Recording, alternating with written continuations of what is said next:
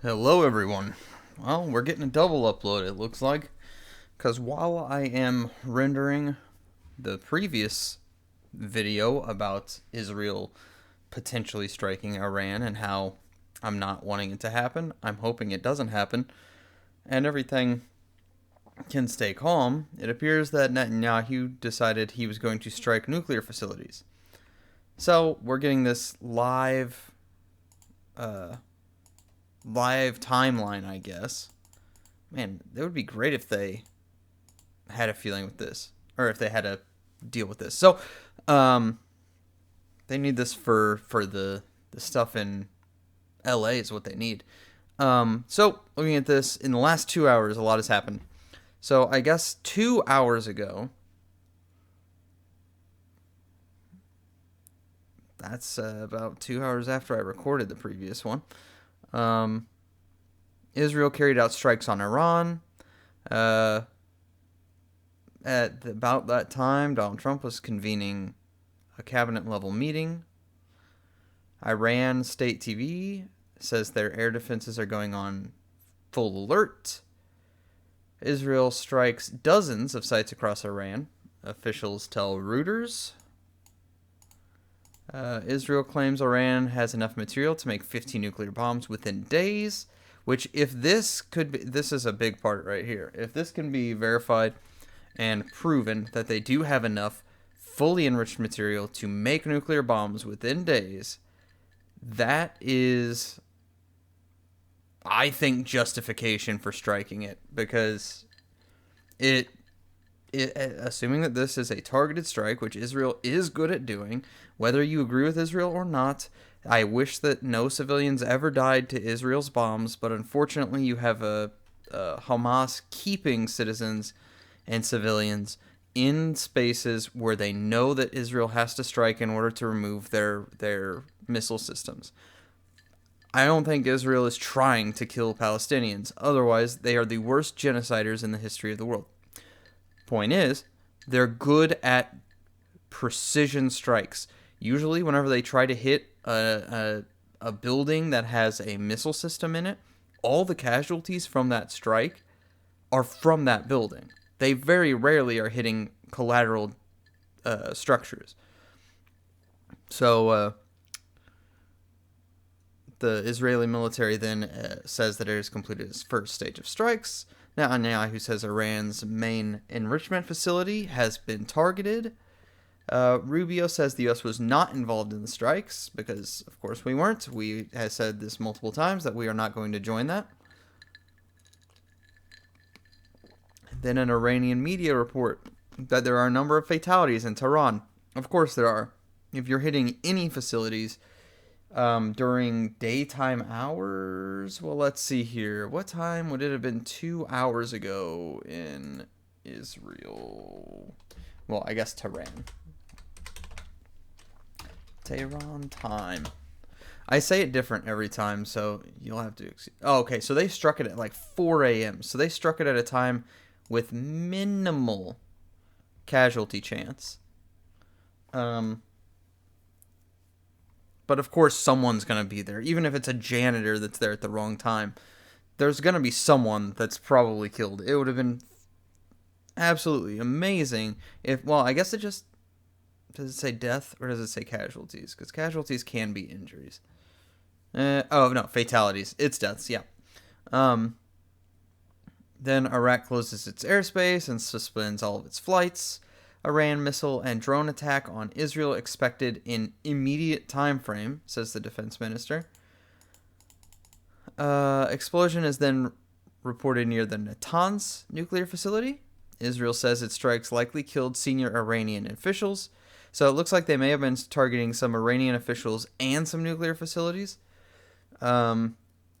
This one is going to be the one that's more difficult to go through negotiations over. Because hitting their nuclear facilities can be not sweetened, but it can get through negotiations. But whenever you're specifically targeting senior officials, that gets much more difficult to actually have those discussions. So I was really hoping whenever I saw that this was happening that it was just limited to facilities and not targets of people. I do understand why they're doing it, like I said in my prior video, but still, you don't want it. You know what I mean? Oh, the update's down there. I don't want that. So then, sorry, I read that one already. Head of Iran's Revolutionary Guards appears to have been killed. That might be difficult to negotiate through. And then 30 minutes ago, Iranian state media confirms the death of Revolutionary Guard Commander Hossein Salami. I don't know how it's actually said. I don't speak Arabic. And then 15 minutes ago, the decision to strike Iran was independent Israeli decision, said the UN ambassador. So basically, everyone has said, yeah, we were not involved. This was all Israel. Israel decided to do it. Israel. None of us. I mean, I know for a fact the Trump administration was trying to tell them, just lay off, don't strike. We're trying to negotiate a peace to the region. And Israel decided to hit. So, yeah, with that, it tells us that over the last 2 hours, they've been striking facilities. So,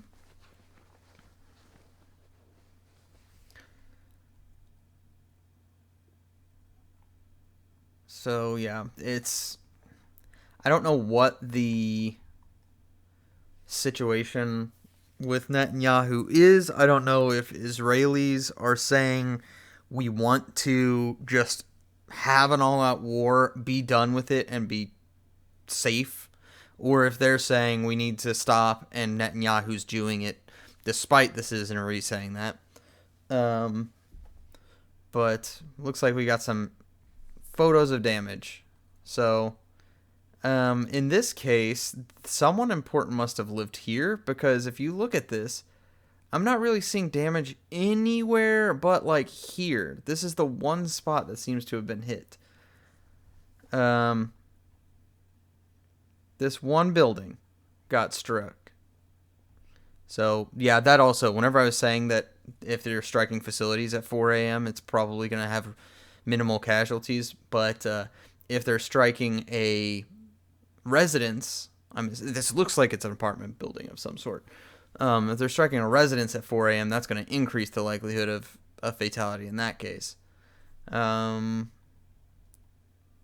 like another strike. That one looks like it only damaged a couple of floors of this building. Well, maybe not. I'm not sure exactly what happened here. Kind of looks like fire went all through here, but without video, I can't say for sure. All I know is this specific apartment can go straight to hell, according to Israel. Here's some video.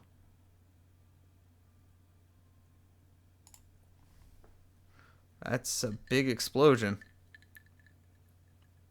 دقایقی پیش از برخی مناطق تهران صدای قوی شبیه به انفجار شنیده شد. منشأ این صداها هنوز معلوم نیست.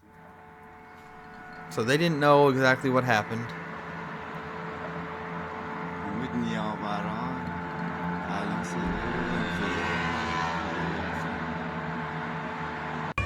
And I knew I should have gone and bought some Lockheed stock. Bit of a joke, because when war happens, Lockheed, Martin, and all those other guys, they get a lot of money. Might not be a bad idea to buy some of them, but I am not giving actual advice. I'm just thinking out loud. I mean, unfortunately, it looks like a lot of the citizenry is scared and worked up, but not injured. I'm not seeing people walking around with bloody heads or anything. Obviously, there are probably some of them that are dead. That's not good, but it is good to see that it looks like the damage was minimal to just civilians. So that is good. Okay, let's see what the Twitter side has. I didn't see anything that was flashing like this on the other side.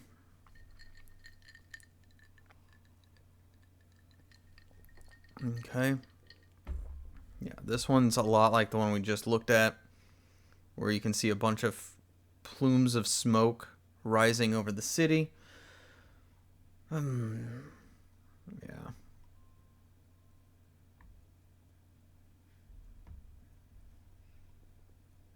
I mean, this doesn't seem quite. It's a whatever, I guess. So one big plume there.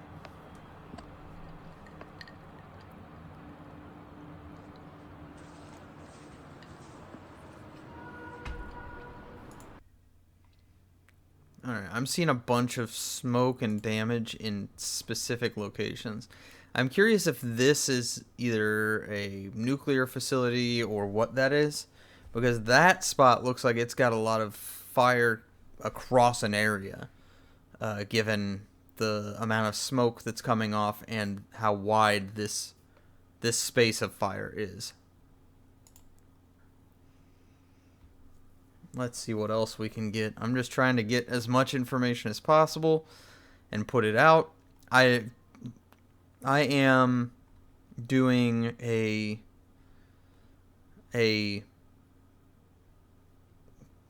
personal thoughts on what I'm physically seeing, but we're gonna see what exactly is happening. I'm looking for if there's any more images, anything else. Ooh. 21 minutes ago, Israel has launched fresh strikes. Iran responds with a chilling warning. Now the world will see who the real lions of the Middle East are. Okie dokie. Well, I don't know what exactly is going to happen with this, because this basically guarantees that Iran is not going to sign any peace deals. They're not going to denuclearize. They're going to try to, if they're actually close to getting nuclear materials, they're going to try to get them as fast as possible now. They may be talking to China, they may be talking to Russia, they may be doing other things, they may have already had the information, they might even already have nuclear weapons that they're ready to use. So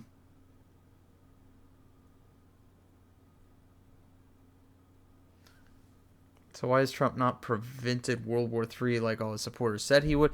Well, in this case, Blaine, you dumb twat, you can't physically control everyone. There were already risen tensions in Ukraine and the Middle East. You can't talk people. If people are already fighting, it's a lot more difficult to stop it. I can sure as hell tell you this, we would have had no chance of avoiding World War III in the case of Kamala Harris winning. She had to practice greeting people for normal meetings because she was so bad at talking to people. So please stop acting like this is at all Trump's fault. He's at least at the negotiating table trying to get people to stop fighting on both fronts. You know, he's trying to get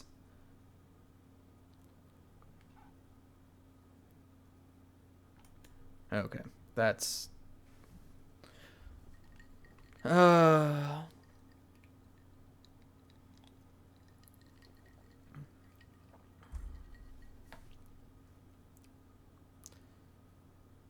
No, it was inevitable, Alice, you dumb bitch. Like, you just it's funny to me that these people are acting like Kamala Harris, the person that couldn't even win a debate, would somehow be able to talk Israel and Iran out of war, would somehow be able to talk Ukraine and Russia out of war. Like, people are people. You have to be able to show them that there's benefit to not doing what they're going to do. That's the key. You have to be able to do that. And that gets really, really hard whenever you have people physically attacking each other already. Because then it's like, well, I'm going to look weak. I don't want to do that. I don't want to look weak. Oh, I don't want to stop because X, whatever reason. Maybe it's in the Jewish part. Wow. Look at this brain rot right here. Jews start World War One. No, they didn't. Jews start World War Two. Again, no, they didn't. And Jews start World War Three. That's going to be very debatable. Jews will be involved in World War III's start, if it actually starts from this. But if you actually want to have that, it would probably extend back to October 7th. So it probably wouldn't be the Jews starting World War III because, you know, the Fort Sumter for this American Civil War was not considered the start of the war at the time. Only whenever we went back and looked at history did it become the start of the Civil War, because of the fact that at the time it was just a spat over the fort, but as time went on, it was like, no, actually that was the first battle of the series of battles, so now it's the start. Same thing would happen here, where it would be October 7th. They are certainly escalating, potentially, the fighting, but starting it would probably go back to October 7th. That's just the fact of it. Because every single war goes back and looks at, except for like World War One, whenever Franz Ferdinand was assassinated, that was pretty direct that was the start. Because he got assassinated, then war was declared, then all the treaties fell into place, and World War One happened. Bing, bang, boom. So, yeah, this guy is a probably anti-Semitic individual because he blames Jews for everything. Look, you can have criticisms against Israel. I'm saying it right now. Israel should not have attacked Iran until at least the attempt to negotiate was concluded. Once it was concluded, then if Iran is still trying to enrich and get nuclear weapons, then you strike them. Oh my goodness.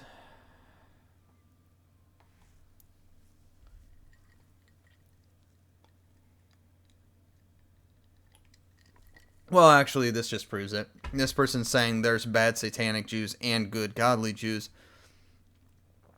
And then, oh look, he's like, there's no godly Jews. Because he just hates Jews. That's all it was. So, yeah. This guy, at least there's a bunch of people actually calling this dude out for being stupid. Look, someone that knows their history. World War II was from the assassination of Archduke Franz Ferdinand. World War II, Germany, not Jews. World War III hasn't started yet. And this is pretty close to what I was saying. If this is it, it was started prior to this by those terrorist organizations that Iran is funding. So, yeah. Oh my gosh, look at this brain rot. This guy's an idiot. World War II began on September 3rd, 1939, when international Jewish interests compelled Britain and France to declare war on Germany unprovoked. Dude, no one even knew the Holocaust was going on. Well, actually, that's debated now, but like, it was never discussed. It was never publicized. It was a shock to troops whenever we found concentration camps in Germany. No one knew that Jews were being just erased like they were. But, you know, whatever. This guy's an idiot. He's a Blueanon. Or actually, I guess we can start calling these guys Jewanon. Or is it? I don't know. I'm calling them Jewanon because it fits, and these guys are fitting with that. So, yeah. Point is, though, you can be critical of Israel without hating all Jews. And you most certainly should never, ever, ever be going with the anything pro-Hamas, anything pro-ISIS, anything pro any Arab terrorist group, because every single one of them literally want to kill every single Jew. If you have just a single drop of Jew blood in your body, they want to kill you. That's the way they work. So yeah, I mean, in my opinion, this should have been the way that is. Okay, so to conclude this, because there's not going to be much, I'm going to refresh this real quick and see if there's anything new. Please stop, Guardian. I just need to see if there's anything new on your timeline. 3 minutes ago, Iran State TV reported the Natanz nuclear facility was attacked. I've never heard it said, so it's one of the two ways.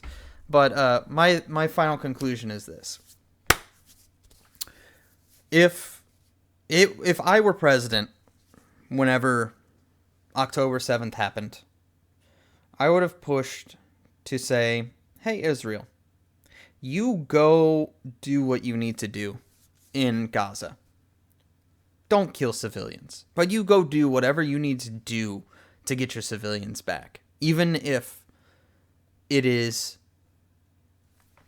extremely bloody for Hamas." I do not extend sympathies to terrorist groups, and as such, I think that the best thing the U.S. could have done was to have been in a position to remove the UN as an obstacle, so that